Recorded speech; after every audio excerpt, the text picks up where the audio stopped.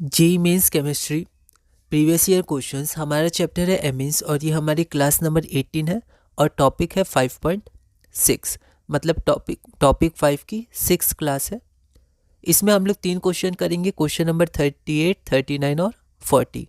Question number 38 है the increasing order of pKb values. यहाँ हमारे पास 4 कंपाउंड्स दिए हुए हैं। जेई मेंस 2020 का क्वेश्चन है the increasing order of pKb values. एक बार आप इस क्वेश्चन को ट्राई करिए, फिर हम लोग आगे बढ़ते हैं। तो यहाँ पर सबसे पहले हम लोग बेसिक स्ट्रेंथ कंपेयर करेंगे और उसका जो मतलब बेसिक स्ट्रेंथ क्या होता है, inversely proportional to pKb value होता है, या pKb value inversely proportional to basic strength होता है। तो सबसे पहले बेसिक स्ट्रेंथ हम लोग देख लेंगे, उसके बाद पीकेबी वैल्यू को हम लोग अरेंज कर सकते हैं। तो यहाँ पर हम देख सकते हैं कि इसमें क्या है, ये प्लस आर है, तो प्लस आर के कारण ये यहाँ की डेंसिटी बढ़ाएगा। डेंसिटी बढ़ाएगा तो इसका जो लोन पेयर है उस इसके एन के पास जो इलेक्ट्रॉन डेंसिटी है वो थोड़ी ज़्यादा होगी एज़ कम्पेयर टू बाकी, ठीक है। तो जो प्लस आर होते हैं या प्लस आई होते हैं वो क्या करते हैं, इलेक्ट्रॉन डेंसिटी बढ़ाते हैं, तो वो बेसिक स्ट्रेंथ बढ़ाते हैं, ठीक है। तो हमें ये ध्यान रखना है, ऐसे क्वेश्चंस और भी आएंगे। तो जो प्लस आर होता है वो बेसिक स्ट्रेंथ बढ़ाता है और माइनस आर बेसिक स्ट्रेंथ घटाता है। वैसे प्लस आई बेसिक स्ट्रेंथ बढ़ाता है और माइनस आई बेसिक स्ट्रेंथ घटाता है। तो OCH3 में माइनस आई भी है प्लस आर भी है, पर प्लस आर डोमिनेट करेगा तो ये बेसिक स्ट्रेंथ क्या करेगा, बढ़ाएगा, क्योंकि इलेक्ट्रॉन डेंसिटी बढ़ाएगा बेंजीन रिंग में, ठीक है। उसी तरह यहाँ पर ये मेटा पोजीशन है, तो यहाँ पर तो सिर्फ माइनस आई होगा। OH भी प्लस आर होता है, लेकिन क्योंकि ये मेटा पोजीशन में है तो यहाँ ये माइनस आई इफेक्ट शो करेगा। माइनस आई क्या करता है, इलेक्ट्रॉन डेंसिटी को अपनी तरफ खींचता है, तो ये बेसिक स्ट्रेंथ क्या करता है, बेसिक स्ट्रेंथ को डिक्रीज करता है, ठीक है। तो हमें ये ध्यान रखना है, आगे भी ये कॉन्सेप्ट आएगा, plus R increases the basic strength and minus R या minus I decreases the basic strength. तो सबसे ज़्यादा बेसिक कौन होगा, ये होगा, उसके बाद ये होगा क्योंकि ये न्यूट्रल है, ठीक है। फिर उसके बाद CN और OH का हमें कंपेयर करना होगा माइनस आई, ठीक है। तो यहाँ पर माइनस आई CN का ज़्यादा होता है एज़ कम्पेयर टू OH, तो जो OH होगा वो ज़्यादा बेसिक होगा एज़ कम्पेयर टू CN। तो हमारा ऑर्डर क्या हो जाएगा, सबसे ज़्यादा बेसिक हो जाएगा A, उसके बाद B, क्योंकि इसमें माइनस आई या माइनस आर नहीं है, उसके बाद हो जाएगा D, उसके बाद हो जाएगा C, ठीक है। तो ये हमारा ऑर्डर हो गया A, B, D और C, ठीक है। लेकिन यहाँ पर जैसे मैंने ABCD लिखा है, पर यहाँ 1 2 3 4 था, तो आप डायरेक्ट 1 2 3 4 लिख दीजिएगा। तो जैसे A1 हो गया, B2 हो गया, D4 हो गया और C3 हो गया। अब हमें PKB वैल्यूज़ करना है इंक्रीजिंग ऑर्डर में, ठीक है। तो इंक्रीजिंग डिक्रीजिंग में क्या होता है, उसमें थोड़ा सा दिक्कत हो सकता है एरो में, तो आप ध्यान रखिएगा। तो ये डिक्रीजिंग ऑर्डर में है बेसिक स्ट्रेंथ, ठीक है। अगर हम लोग को इंक्रीजिंग ऑर्डर में लिखना होगा PKB वैल्यूज़, आपका ये हो जाएगा, मतलब जो सबसे ज़्यादा बेसिक उसका PKB वैल्यू सबसे ज़्यादा कम। तो 1 सबसे ज़्यादा बेसिक है, तो 1 का PKB क्या होगा, सबसे ज़्यादा कम होगा। तो 1 का सबसे ज़्यादा कम होगा, तो ये दोनों ऑप्शन चले गए।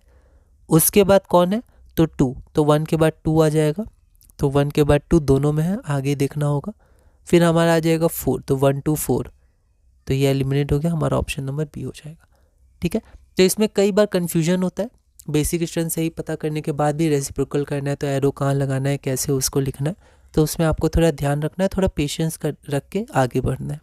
अगला क्वेश्चन है question number 39, the increasing order of PKB values for the following. ये एक अच्छा क्वेश्चन है। ये क्वेश्चन जेई मेंस 2020 में पूछा गया था कि increasing order of PKB values. Similar question है, 4 ऑप्शन है आपके पास। एक बार आप इस क्वेश्चन को ट्राई करिए, फिर हम लोग आगे बढ़ते हैं। तो जब भी आपके पास ऐसे क्वेश्चन हो जिसमें एक से ज़्यादा नाइट्रोजन हो, ठीक है, तो वहाँ पर आपका रेजोनेंस होगा, रेजोनेंस इफेक्ट आप देख सकते हैं। लेकिन यहाँ पर जो ऐसे हम लोग जो जनरली देखते हैं रेजोनेंस इफेक्ट, वो बेंजीन रिंग में देखते हैं और वहाँ पर कोई सब्स्टिट्यूएंट लगा है, फिर प्लस आर या माइनस आर है, ठीक है। लेकिन ये थोड़ा अलग तरह का है, ठीक है। यहाँ पर 2 नाइट्रोजन है और ये तो सिंपल है 2 डिग्री अमीन। तो जब ऐसे क्वेश्चंस हो तो यहाँ पर आप एक कॉन्सेप्ट अप्लाई कर सकते हैं कंजुगेट एसिड का, ठीक है। मतलब बेस, एक्चुअली बेस होता क्या है, जो एक्सेप्ट करता है H+, है ना। तो बेस जो एक्सेप्ट करता है H+, ठीक है, और एसिड जो डोनेट करता है H+, ये ब्राउनस्टेड कॉन्सेप्ट है, ठीक है। तो यहाँ पर बेस जो H+ एक्सेप्ट करेगा तो वो कंजुगेट एसिड बनाएगा। तो कंजुगेट एसिड जितना ज़्यादा स्टेबल होगा उतना ज़्यादा बेसिसिटी होगा, उतना ज़्यादा, ठीक है, उतना ज़्यादा ये एक्सेप्ट करना चाहेगा H+, अगर ये स्टेबल बन रहा है प्रोडक्ट हमारा, ठीक है। तो यहाँ पर जो बेसिक स्ट्रेंथ हो जाता है वो हो जाता है directly proportional to stability of conjugate acid. तो हम लोग क्या करते हैं, पहले कंजुगेट एसिड बना देते हैं, उसके बाद उसका स्टेबिलिटी चेक कर लेते हैं। फिर जब उसका स्टेबिलिटी चेक कर लेते हैं तो जो जितना ज़्यादा स्टेबल कंजुगेट एसिड होगा तो उस कंपाउंड का बेसिक स्ट्रेंथ उतना ज़्यादा होगा। और एक बार बेसिक स्ट्रेंथ हमें पता चल गया तो फिर हम लोग उसका रेसिप्रोकल या उसका, क्योंकि इन्वर्सली प्रोपोर्शनल होता है तो हम लोग साइन चेंज करके पीकेबी वैल्यूज़ निकाल सकते हैं, जैसे हम निकालते हैं क्वेश्चंस में। तो यहाँ पर अगर हम लोग देखें तो यहाँ पर सबसे पहले क्या करते हैं, यहाँ पर पहले हम लोग कंजुगेट एसिड बना देते हैं। तो हम लोग ए है तो ए का कंजुगेट एसिड, तो यहाँ पर इस नाइट्रोजन के संग H+ हमने देखा लिया तो ये क्या हो जाएगा, प्लस चार्ज यहाँ आ जाएगा, ठीक है। उसी तरह इसमें हमने क्या किया, इस नाइट्रोजन के साथ H ले लिया और यहाँ पर यही, इसमें तो यही नाइट्रोजन है तो इसके संग हमने H+ ले लिया। तो ये सब कंजुगेट एसिड बन गए। अब हमें चेक करना है कि कौन ज़्यादा स्टेबल है इन सब में, ठीक है। तो हम लोग इसको चेक करते हैं। अगर हम लोग इसको देखेंगे तो यहाँ पर रेजोनेंस हो जाएगा, ठीक है। अगर आप इसको देखिएगा तो ये है, ये इधर ऐसे करेगा तो ये इधर शिफ्ट हो जाएगा। तो यहाँ एक साइन होगा, ये भूल गया तो यहाँ पर आप लगा लीजिएगा, डबल बॉन्ड है ना, तभी प्लस चार्ज आ जाएगा, 4 बॉन्ड बना लेगा, ठीक है।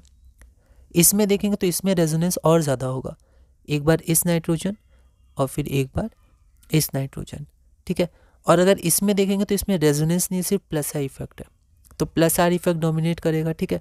तो अगर हम लोग कंजुगेट एसिड का स्टेबिलिटी देखें तो सबसे ज़्यादा स्टेबल तो ये हो जाएगा, ठीक है, बी, उसके बाद ए हो जाएगा, उसके बाद सी हो जाएगा।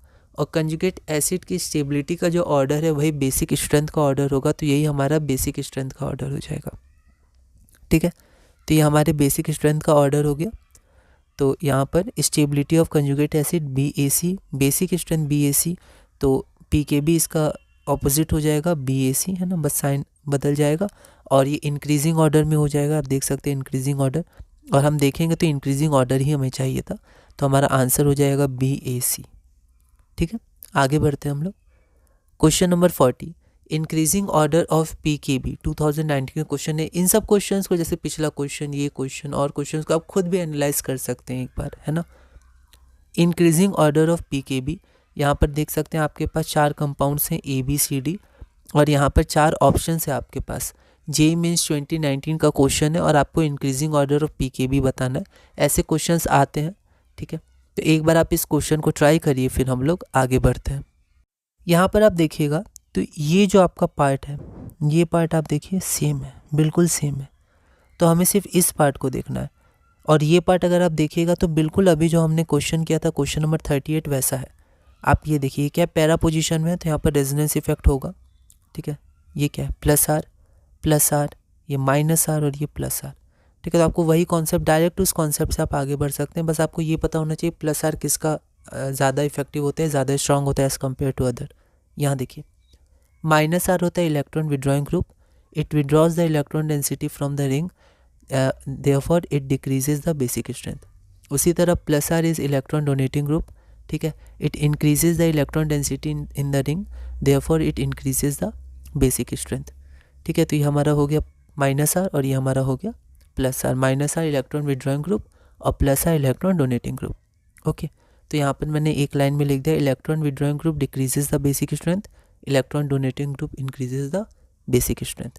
तो यहाँ पर हम देख सकते हैं कि यहाँ पर जो NO2 है क्या इलेक्ट्रॉन विड्रॉइंग ग्रुप है, तो इट डिक्रीजेज, ठीक है। तो सबसे कम बेसिक ये होगा, मतलब सबसे ज़्यादा इसी का PKB होगा क्योंकि ये सबसे कम बेसिक है। तो सबसे ज़्यादा C, तो आप देख सकते हैं ऑप्शन नंबर C ही होगा हमारा, BDAC, है ना। तो यही होगा BDAC।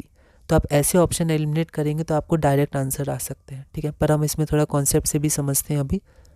तो देखिए, तो सबसे कम बेसिक तो ये हो जाएगा, ठीक है। पर अब देखिए यहाँ पर ये जो तीनों है वो तीनों प्लस आ रहे हैं, तो अब आपको जानना होगा कि कौन ज़्यादा स्टेबल है, मतलब सॉरी कौन ज़्यादा स्ट्रॉन्ग है, ठीक है, कौन ज़्यादा इफेक्ट ज़्यादा शो करता है प्लस आर का, ठीक है। यहाँ देखिए तो प्लस आर को प्लस एम भी बोलते हैं। प्लस एम इफेक्ट किसका ज़्यादा है, तो OCH3 का सबसे ज़्यादा है, उसके बाद OH का है, उसके बाद F का है। तो जिसका प्लस एम जितना ज़्यादा होगा, ठीक है, वो उतना ज़्यादा बेसिक होगा।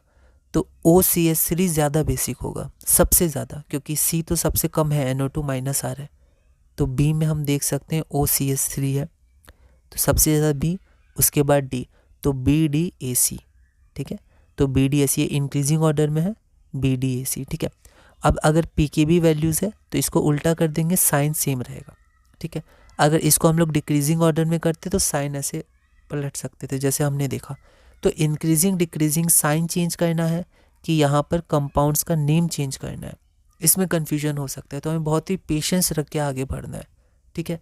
तो यहाँ पर हमने क्या किया, साइन तो सेम रखा, कंपाउंड्स के नेम को पलट दिया, ओके। तो यहाँ पर हम देख सकते हैं कि पी के बी वैल्यू का इंक्रीजिंग ऑर्डर क्या हो जाएगा, बी डी ए सी। तो be careful in change of sine and increasing and decreasing order. Concept बिल्कुल सेम है, बस साइन वगैरह में आप बहुत ध्यान रखिएगा, बहुत पेशेंस रखिएगा, ठीक है। और ऑप्शन को ध्यान से टिक करिएगा क्योंकि ऑप्शन में फिर हम लोग उलझ सकते हैं, ओके।